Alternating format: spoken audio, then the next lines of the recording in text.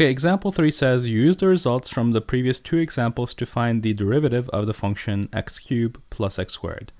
Then they want us to calculate f prime of negative 3.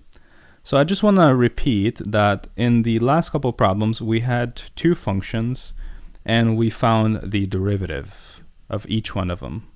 So for example, in the first problem, we had x squared and its derivative turned out to be 2x. In the second problem that we did, we had x cubed and its derivative turns out to be 3x squared.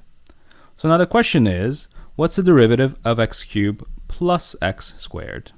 That's the new function that we have in this problem. They're calling it f of x, and the question is, what is the derivative of that function x cubed plus x squared?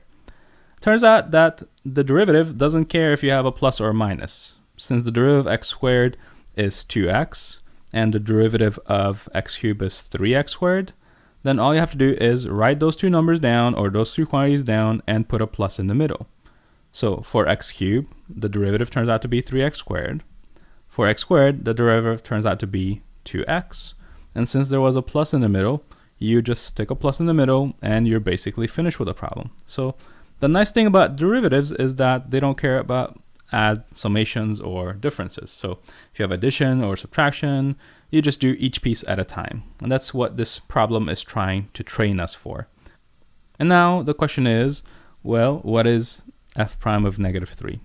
So then f prime of negative 3 just means put negative 3 into the function called f prime. So this is the f prime, put negative 3 into all of the x's. So let's go ahead and do that. 3 times negative 3 squared plus 2 times negative 3.